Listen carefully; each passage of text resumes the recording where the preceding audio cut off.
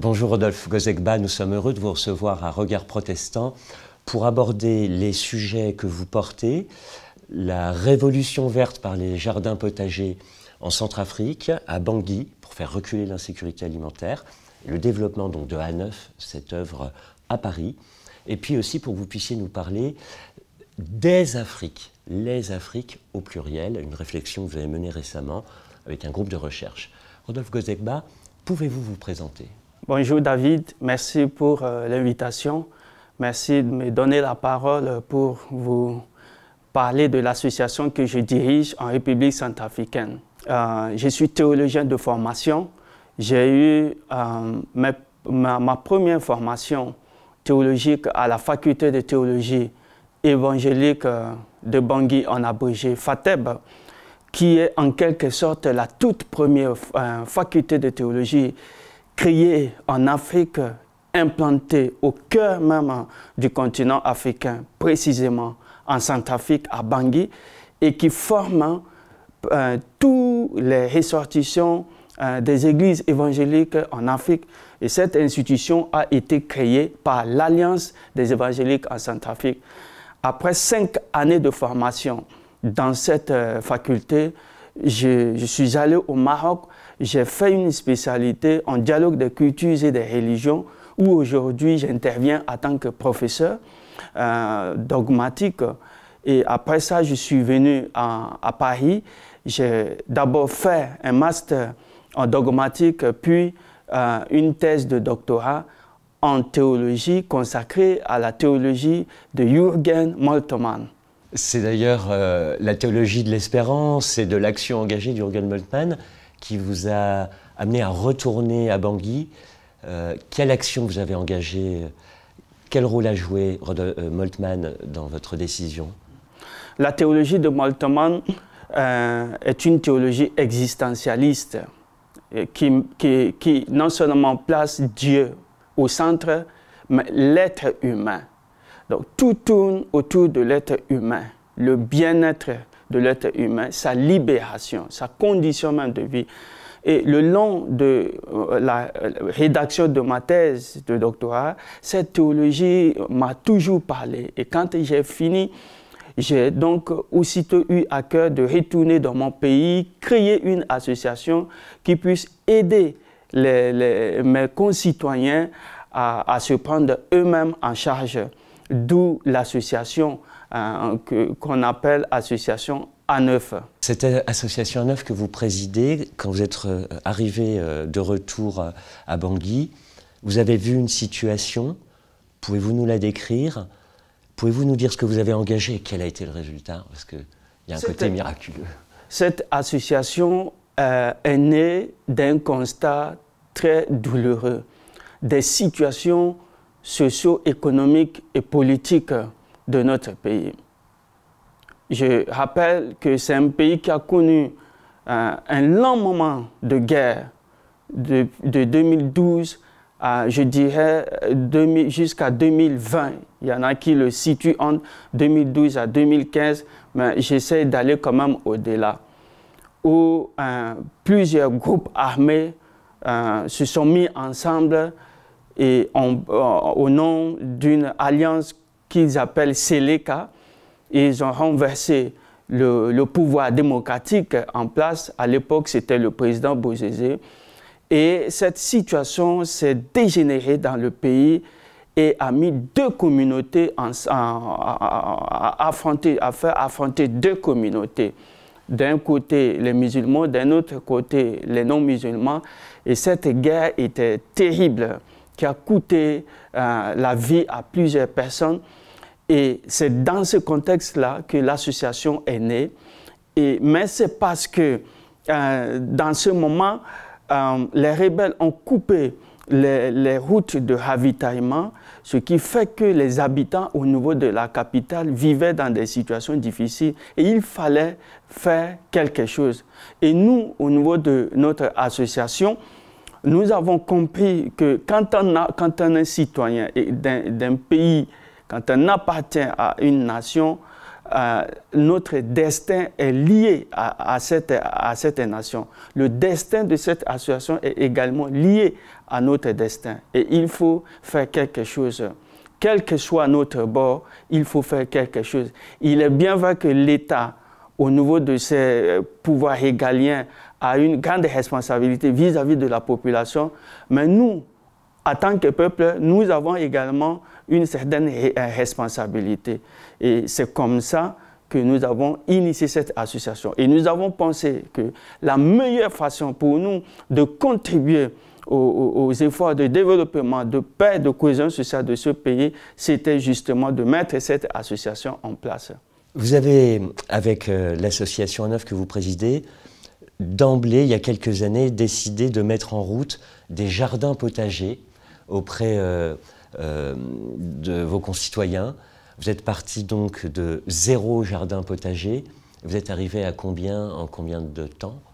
Aujourd'hui, nous pouvons compter 1400 jardins potagers parce que nous avons distribué à des familles très vulnérables des kits gratuitement pour leur permettre de cultiver un potager autour de leur habitation. Mais c'est parce que nous avons compris que la terre chez nous est très fertile et qu'en moins de 90 jours, nous pouvons voir des légumes pousser en abondance. Et nous l'avons testé, ça a très bien fonctionné. Et aujourd'hui, nous comptons 1400 ménages que nous avons pu aider et qui arrivent à se nourrir grâce au potager qu'ils ont autour de leur maison. Vous avez vu reverdir Bangui, vous avez vu reculer l'insécurité alimentaire également? C'est l'objectif, parce que nous avons dénombré au niveau de la capitale et les 2 communes qui l'entourent, Bimbo et Begwa, 180 000 foyers. Et notre objectif à long terme est que les 180 000 foyers soient potagers. Nous encourageons les gens à remplacer les herbes qui occupent leur lopin de terre par des jardins potagers. Et nous pensons, quand on arrivera à cet objectif, quand on aura atteint cet objectif, on tombera logiquement dans une sorte de ville verte. Rodolphe Gozekba, l'association A9 propose également une formation. Comment avez-vous eu l'idée de proposer cette formation? L'association A9 ne fait pas que du jardin potager. Elle fait plusieurs choses. Et comme son nom l'indique, A9 pour les 9 actions. Et donc, en plus du jardin potager, nous avons une action sur la cohésion sociale.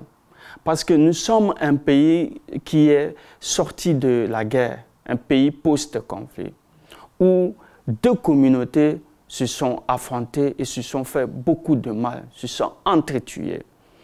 Et il fallait faire quelque chose de manière à ce que les uns les autres comprennent que ça ne sert à rien la guerre, ça ne sert à rien les conflits. D'ailleurs, les conflits que nous avons connus, qu'est-ce que ça nous a apporté? Rien du tout. Au contraire, ça nous a traînés, ça nous a retardés par rapport aux pays voisins. Et nous avons pensé au niveau de l'association que la meilleure façon pour nous de faire passer ce message, c'est de proposer un cadre de formation. Et nous avons proposé ce cadre à l'université de Bangui, qui l'a accueilli favorablement et qui nous soutient et qui fait qu'aujourd'hui, les gens participent de façon massive. Et parmi les personnes qui viennent dans cette formation, nous pouvons mentionner des policiers, des gendarmes, des magistrats, même des docteurs, des imams, des musulmans, en tout cas des gens qui appartiennent à toute couche sociale.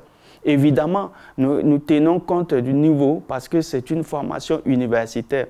Mais de plus en plus, les témoignages que nous recevons sont encourageants. Des gens que nous avons formés nous disent que c'est ce qu'il faut pour le pays. On voit que des écailles tombent et des gens apprennent à respecter les autres. Et c'est d'ailleurs ça, le cœur même de ce programme de formation. Son fil conducteur, le respect de l'autre. Quel que soit son bord, quelle que soit son ethnie, quelle que soit sa confession, il mérite le respect. En plus du respect, quelle autre compétence développez-vous chez les étudiants pour le dialogue interreligieux? Oui, nous développons beaucoup de compétences. J'ai parlé du respect tout à l'heure de l'autre, la nécessité de vivre ensemble, de faire avec les autres sans tenir compte de l'identité de la personne. Ce qui est important, c'est l'humain, sa valeur, sa dignité. Il faut le respecter. Une fois que cela est compris, je pense que les considérations vont se dégager et nous allons facilement nous mettre ensemble pour construire une société de paix. Et nous pouvons le faire déjà au niveau de nos localités avant de monter aux instances supérieures. Vous nous disiez en préparant cette interview, il serait bon de réfléchir à l'expression « les Afriques » plutôt que « l'Afrique ». Pouvez-vous nous introduire à cette distinction? Les Afriques, bon, c'est un concept utilisé par l'Observatoire Pharos, qui est très intéressant pour moi. Les Afriques, parce que, vous savez, l'Afrique est plurielle, l'Afrique est vaste. Lorsque vous partez du Cameroun pour la République centrafricaine, vous allez vous rendre compte que les réalités culturelles sont complètement différentes. Même dans la façon d'approcher la Bible, dans la façon de prêcher l'Évangile, vous allez remarquer qu'on ne pense pas de la même manière. Parce que derrière nos pensées, il y a une forte influence culturelle. Et c'est pour cela qu'il faut parler des Afriques et non de l'Afrique. Est-ce que cela a des conséquences pour la manière de faire des partenariats? Oui, justement, cela a des conséquences, de sérieuses conséquences dans la façon de faire les partenariats, surtout avec les ONG européennes qui interviennent ici et là sur le continent africain. Il va falloir que ces ONG puissent prendre en compte ces aspects culturels. Sinon, ils vont être butés à beaucoup d'obstacles. Il faut comprendre comment la culture fonctionne au Cameroun, comment elle fonctionne au Togo, en Afrique de l'Ouest, et ainsi de suite. Une fois que cela est compris, je pense que la collaboration peut être bonne. Mais tant qu'on ne comprend pas cela et qu'on arrive dans une culture, mais je pense qu'on arrive avec beaucoup de jugements, beaucoup de préjugés. Et c'est ce qu'il faut éviter. Est-ce que vous voulez bien finir l'énumération pour A9, les 9 types d'actions? Ce sera une conclusion d'espoir et de libération inspirée par Moltmann. Dans les 9 actions, il y a le jardin potager, parce que nous voulons que tout Bangui et ses environs soient potagers. Parce que derrière, il y a plusieurs objectifs. L'éducation des jeunes, il y a un objectif économique parce que les gens, nos bénéficiaires arrivent à vendre le surplus de leur jardin potager, ça leur génère un peu de revenus. Ça crée de la cohésion sociale. On voit les gens qui ne se mettaient pas ensemble se mettent aujourd'hui ensemble grâce au jardin potager. En plus du jardin potager, nous avons la cohésion sociale. Dans cette action, nous avons ce programme de formation. Nous avons derrière cela, cette action, le colloque que nous organisons chaque année. Donc, nous organisons des activités interculturelles pour permettre aux gens de se mettre ensemble sans tenir compte de leur obédience confessionnelle. Nous avons aussi un travail lié à l'environnement climatique. On pense que cette problématique ne nous concerne pas en Afrique, mais non, elle nous concerne aussi. Mais c'est parce que le continent est pauvre et la préoccupation des gens, la préoccupation première des gens là-bas, c'est la nourriture. Alors qu'il y a des choses qui mettent leur vie en danger. Nous avons des sachets qui traînent ici et là. Nous voulons donc faire un travail de conscientisation à ce niveau pour interpeller les gens, leur dire que, attention, ce n'est pas une bonne chose, une bonne manière de jeter les sachets comme ça, parce que ça tue notre terre, ça rend le sol infertile et ça tue des animaux, mais aussi nos poissons. Et la troisième action, nous voulons encourager les gens à reboiser les manguiers. Auparavant, il y avait des manguiers un peu partout, mais à un moment donné, les jeunes, des jeunes qui fabriquent les briquettes ont coupé ces manguiers pour fabriquer des buts. Et aujourd'hui, on se rend compte que le désert nous menace. Et on encourage les gens à adopter de manguiers. Hein. Et si à Bangui, on compte 180 000 foyers, à supposer que 180 000 foyers adoptent un manguier, vous imaginez ce que ça va rapporter en termes d'écologie et autres. Ça va nous offrir de bons ombres et un bon cadre de vie. Et autre action que nous avons, c'est justement la protection de notre forêt, les eaux, tout ça. En tout cas, je n'ai pas envie de citer toutes ces actions ici pour ne pas trahir justement le projet, pas trahir en fait, vous voyez, pour ne pas que ces actions soient récupérées. Vous voyez, c'est justement ça. Mais à titre illustratif, je vous partage cela. Merci beaucoup, Rodolphe Gozekba. À bientôt à Regard Protestant. Merci encore pour cette découverte de A9, inspirée par la théologie d'Jürgen Moltmann. Merci. Merci de m'avoir invité.